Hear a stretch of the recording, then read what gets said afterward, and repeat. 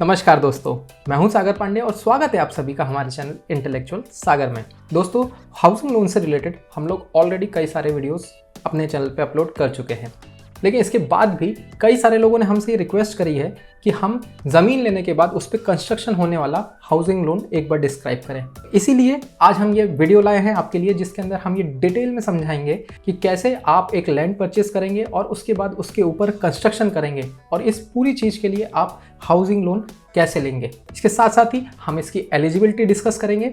हम आपको बताएंगे कि इसके अंदर रेट ऑफ इंटरेस्ट किस तरीके से लगेगा और टेन्योर, दैट मीन्स कि लोन की अवधि कितनी होगी। साथ ही साथ हम इसमें लगने वाले डॉक्यूमेंट्स और चार्जेस के बारे में भी डिटेल में आपको बताएंगे और फिर हम आपको बताएंगे कि आखिर loan for construction after purchasing land के लिए क्वांटम किस तरीके से डिसाइड होता है। एंड लास्ट में हमारी तरफ से आपके लिए एक टिप रहेगी जो आपके लिए काफ़ी यूज़फुल रहेगी जब आप कंस्ट्रक्शन के लिए हाउसिंग लोन लेंगे। तो वीडियो लंबी होने वाली है। आप लोगों से रिक्वेस्ट रहेगी कि आप लोगों के लिए हम लोगों ने सारे टॉपिक्स, मतलब इस वीडियो में जो जो टॉपिक कवर होंगे उन सारे टॉपिक्स को टाइम स्टैम्प करके डिस्क्रिप्शन में दे रखा है। आपकी जो पर्टिकुलर क्वेरी हो आप उस जगह जाके ये डायरेक्ट वीडियो देख सकते हैं।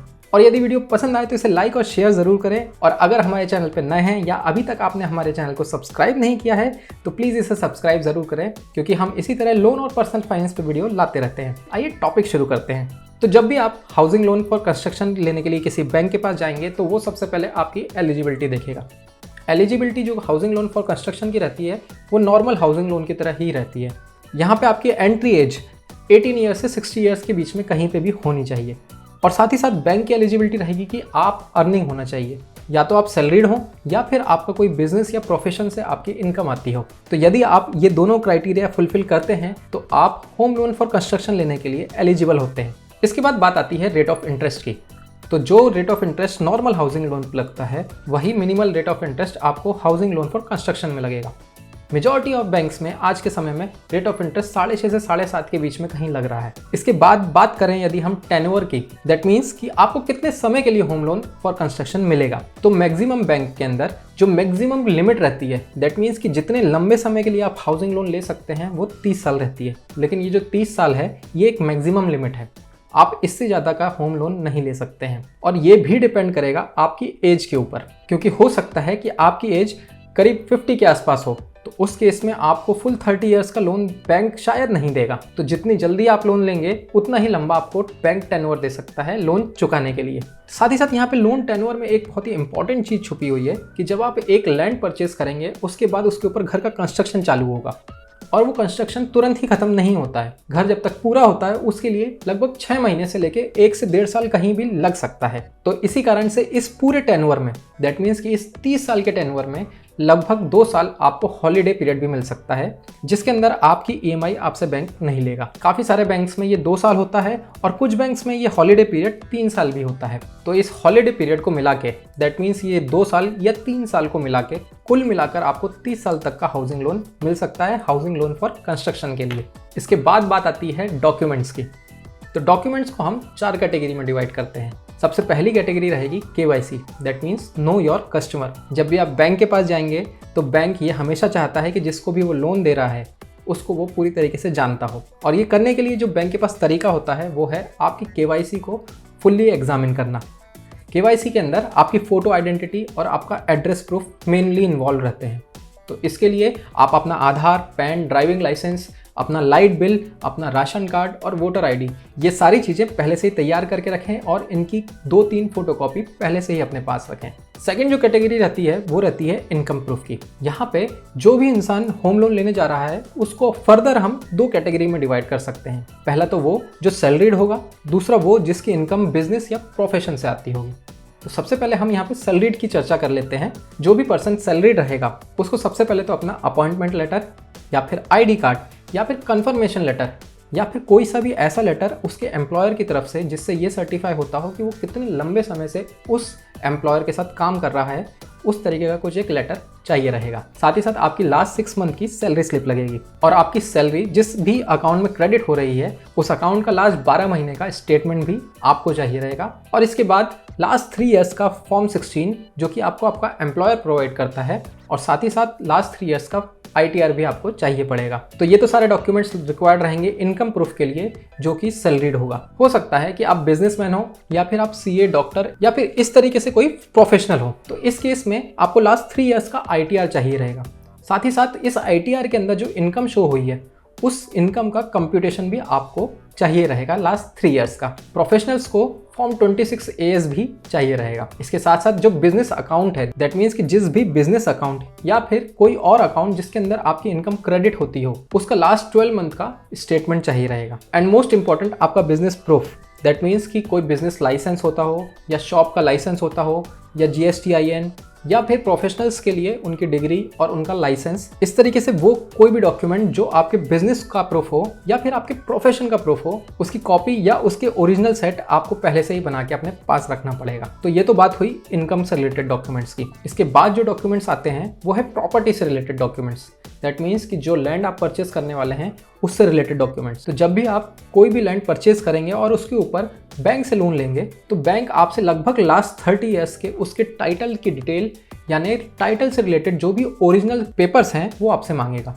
तो आप जिस भी लैंड को परचेस करने वाले हैं, जिसके ऊपर आप कंस्ट्रक्शन कराएंगे, उसके लगभग लास्ट 30 ईयर्स के टाइटल की डीड्स ओरिजिनल में अपने पास रखें और साथ ही साथ इन सब डीड्स का एक सेट भी बना के अपने पास रखें। इसके बाद उस पर्टिकुलर लैंड के ऊपर किसी भी अथॉरिटी का, दैट मीन्स किसी भी गवर्नमेंट अथॉरिटी का कोई ड्यूज़ तो नहीं है। इसके लिए आपको उन सब रिलेटेड गवर्नमेंट अथॉरिटी से नो ड्यूज़ का एक लेटर अपने पास रखना पड़ेगा। एंड सिंस आप उस साइट के ऊपर, दैट मीन्स उस लैंड के ऊपर कंस्ट्रक्शन कराने वाले हैं, तो जो भी आपके शहर की एप्रोप्रिएट अथॉरिटी हो, उससे उस लैंड के ऊपर कंस्ट्रक्शन कराने के लिए जो भी NOC लगता है वो भी आपको पहले से ही लेके रखना पड़ेगा। और जो कंस्ट्रक्शन उस लैंड के ऊपर होने वाला है, उस कंस्ट्रक्शन का अप्रूव्ड मैप भी आपको पहले से ही अपने पास रखना पड़ेगा, कॉपी में भी और ओरिजिनल में भी। एंड चूंकि आप उस लैंड के ऊपर कंस्ट्रक्शन कराने वाले हैं, तो आप किसी ना किसी कॉन्ट्रैक्टर को हायर करेंगे जो कि उस पर कंस्ट्रक्शन करवाएगा। तो उससे जो भी लिखा पढ़ी होती है या जो भी एग्रीमेंट होता है, उसकी ओरिजिनल कॉपी, और वो जो आपको पूरा एस्टीमेट बना के देता है कि आपको पूरा कंस्ट्रक्शन कराने में कितना खर्चा आएगा,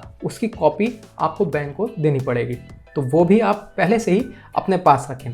तो ये तो सारे डॉक्यूमेंट्स थे प्रॉपर्टी से रिलेटेड। अब जो फोर्थ कैटेगरी आती है वो है कुछ अदर डॉक्यूमेंट्स जो आपको लोन के समय इंपॉर्टेंटली रिक्वायर्ड रहेंगे। इन डॉक्यूमेंट्स में मेजरली आते हैं जो भी आपके दूसरे लोन चल रहे हो या दूसरी लाइबिलिटीज चल रही हो, उनके सैंक्शन लेटर और उनके अकाउंट स्टेटमेंट आप पहले से ही अपने पास तैयार करके रखें। तो ये तो वो सारे डॉक्यूमेंट्स थे जो आपको होम लोन फॉर कंस्ट्रक्शन के लिए रिक्वायर्ड रहेंगे। अब बात करते हैं हम कि जब आप होम लोन फॉर कंस्ट्रक्शन लेंगे तो उसमें क्या क्या चार्जेस आपको लगेंगे बैंक के द्वारा। सबसे पहले तो जब आपका लोन सैंक्शन हो जाएगा तो बैंक आपसे लोन की प्रोसेसिंग फीस लेगा। ये सभी बैंकों में अलग अलग होती है, ये 0.1% से 1.5% तक वेरी करती है। इसके बारे में आप अपने बैंक से पहले से ही पता करके रखें। जो सेकंड नंबर का चार्ज रहेगा वो है डॉक्यूमेंटेशन चार्ज। आज के समय में काफी सारे बैंक्स ने डॉक्यूमेंटेशन चार्ज लेना बंद कर दिया है, तो आप इस चार्ज के बारे में भी अपने बैंक से पहले से ही पता करके रखें। हालांकि ये परसेंटेज में लिया जाता है आपके लोन क्वांटम के, और इसका परसेंटेज लगभग 0.1% से 1.5% तक रहता है। इसके बाद जो चार्ज आता है वो है लोन के ऊपर दी जाने वाले स्टैम्प ड्यूटी। जब भी आप कोई लोन लेते हैं,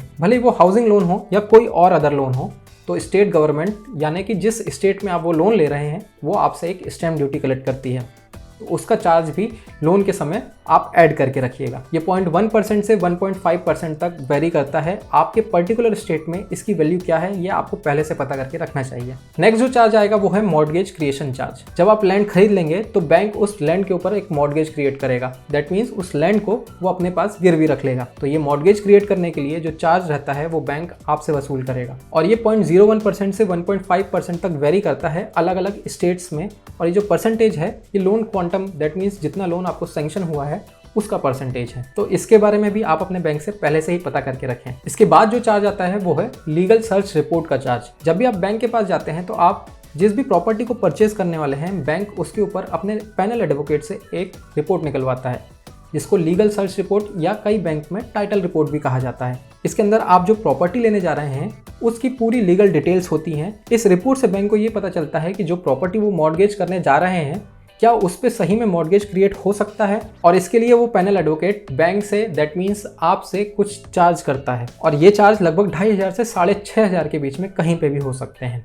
तो इसके बारे में भी आप अपने बैंक से पहले से ही पता करके रखें। नेक्स्ट जो चार्ज आएगा वो है वैल्यूएशन रिपोर्ट चार्ज। जब भी आप लैंड परचेज करके उसके ऊपर कंस्ट्रक्शन करने के लिए लोन लेने जाएंगे तो बैंक अपने पैनल वैल्यूअर से एक वैल्यूएशन रिपोर्ट मांगेगा। इस रिपोर्ट में वैल्यूअर उस लैंड की मार्केट वैल्यू और साथ ही साथ जब उसके ऊपर कंस्ट्रक्शन हो जाएगा तो उसकी जो फाइनल वैल्यू आएगी उसके ऊपर एक रिपोर्ट बैंक को सबमिट करेगा और वो रिपोर्ट से बैंक ये तय करेगा कि आपको कितना लोन दिया जा सकता है। एंड इस रिपोर्ट के लिए वैल्यूअर भी कुछ चार्ज करेगा। उसके चार्ज 2500 से लेके 4500 तक के बीच में कहीं पे भी हो सकते हैं। ये चार्ज भी आप अपने बैंक से पहले से ही पता करके रखें। और इसके बाद आते हैं कुछ अदर छोटे मोटे चार्जेस। दैट मीन्स कि सिविल चार्ज, सरसाई चार्ज, ऐसे छोटे मोटे कुछ और चार्जेस आते हैं। तो इसके लिए भी 2000 से 5000 तक का खर्चा आपको आ सकता है। तो ये तो बात हुई उन चार्जेस की जो आपको लगेगा जब आप होम लोन फॉर कंस्ट्रक्शन लेने जाएंगे। अब बात करते हैं सबसे मेन चीज की, और वो है कि लोन का क्वांटम किस तरीके से डिसाइड होता है। दैट मीन्स कि जब भी आप एक जमीन लेने के बाद उसके ऊपर कंस्ट्रक्शन कराने के लिए होम लोन लेने जाएंगे तो बैंक ही कैसे डिसाइड करेगा कि आपको कितना होम लोन वो दे सकता है। तो इसके लिए दो अप्रोच होती हैं। दोनों अप्रोच के बाद जो फाइनल रिजल्ट आता है उसमें से जो भी कम होता है वो बैंक आपको लोन दे देता है। ये अप्रोच रहती है एक तो वैल्यूएशन के हिसाब से, और दूसरी अप्रोच रहती है NTH, that means net take home के हिसाब से। पहले हम इन दोनों अप्रोच को थोड़ा थोड़ा समझ लेते हैं। वैल्यूएशन के हिसाब से जो लोन क्वांटम निकलता है वो टोटली डिपेंड करता है कि आपकी प्रॉपर्टी दैट मीन्स लैंड और उसके ऊपर जो कंस्ट्रक्शन हो जाएगा उस पूरी टोटल प्रॉपर्टी का वैल्यूएशन कितना आएगा। एंड सेकंड जो अप्रोच रहेगी वो है आपके NTH, that means net take home के हिसाब से। नेट टेक होम आपकी टोटल इनकम का वो अमाउंट रहता है जो बैंक बोलता है कंपलसरी है, इसको आप अपने पास रखें आपके रहने और खाने के खर्चों के लिए। इसके बाद जो बच जाता है अमाउंट आपकी इनकम का, उसे आप लोन की EMI, इन्वेस्टमेंट या किसी अन्य खर्चे के लिए उपयोग कर सकते हैं। मेजॉरिटी ऑफ बैंक्स में ये जो NTH का परसेंटेज रहता है ये 25% रहता है। तो आइए इन दोनों अप्रोचेस से एक एग्जाम्पल के थ्रू समझते हैं कि आखिर फाइनल कितना लोन मिल सकता है,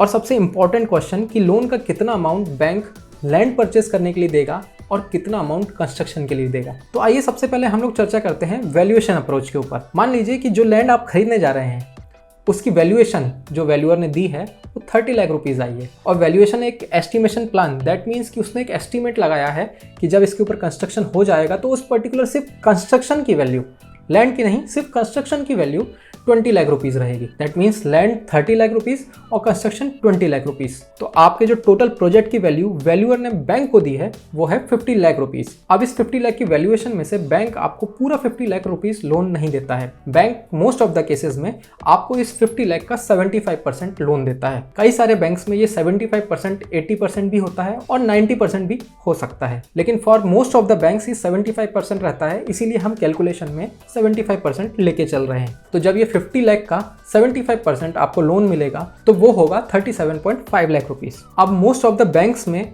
ये नॉर्म रहता है कि आप इस 37% का 50% हिस्सा लैंड परचेस के लिए दे सकते हैं। दैट मीन्स कि जो 37.5 लाख रुपीस आपके निकल के आए हैं 75% ऑफ 50 लाख, इस 37.5 लाख का 50%, दैट मीन्स कि 13.75 लाख रुपीस आप लैंड परचेस करने के लिए दे सकते हैं। हो सकता है ये काफ़ी टिपिकल हो गया हो, इसको थोड़ी आसान भाषा में समझते हैं कि आपके टोटल कंस्ट्रक्शन के बाद जो आपकी प्रॉपर्टी की वैल्यू आई है वो 50 लाख रुपीज़ आई है। इसके अंदर से बैंक आपको 37.5 लाख रुपीज़ लोन दे सकता है टोटल चीज़ के लिए। इसमें इंक्लूड रहेगा आपका लैंड परचेस करना और साथ ही साथ आपका कंस्ट्रक्शन कराना। लेकिन इस केस में सबसे पहले आप लैंड परचेस करेंगे और उसके बाद उसके ऊपर कंस्ट्रक्शन कराएंगे।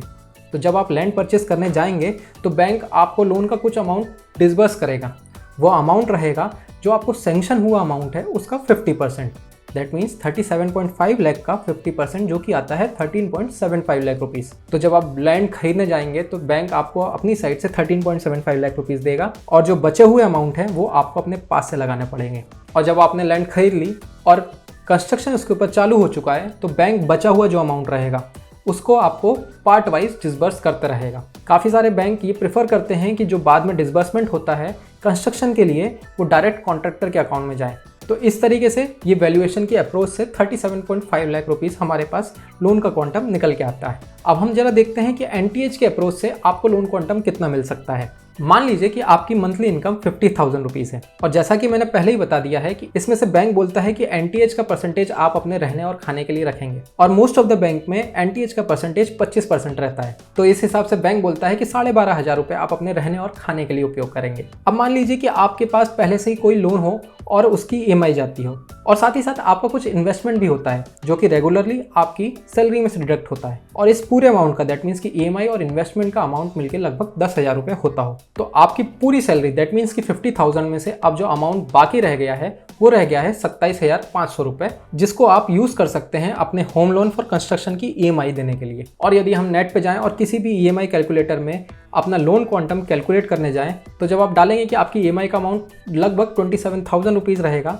और रेट ऑफ इंटरेस्ट लगभग 7% रहेगा और आपको जो टेन्योर मिला है वो लगभग 30 साल रहेगा, तो आपका total loan quantum that means कि आप जिस लोन के लिए एलिजिबल हैं ये NTH के अप्रोच के हिसाब से वो लगभग एक राउंड फिगर में 40 लाख रुपीज़ करीब निकल के आ रहा है। जैसा कि हमने वैल्यूएशन वाली अप्रोच में देखा कि वहाँ पे 37.5 लाख रुपीज़ लोन का क्वांटम निकल के आ रहा था और यहाँ NTH के अप्रोच के हिसाब से आपका लगभग 40 लाख रुपीज़ एक लोन क्वांटम निकल के आ रहा है। इस केस में बैंक आपको 37.5 दैट मीन्स कि इन दोनों अप्रोच में से जो भी कम अमाउंट होगा वो अमाउंट आपको लोन के तौर पे दे देगा और इस केस में आपको लगभग 37.5 लाख का home loan for construction bank easily दे देगा, जिसके 50% का डिसबर्समेंट बैंक आपको तब देगा जब आप लैंड परचेस करने जा रहे होंगे और जो बच गया 50% अमाउंट है वो पार्ट वाइज आपको डिसबर्स करेगा जैसे जैसे आपका कंस्ट्रक्शन पूरा होते जाएगा।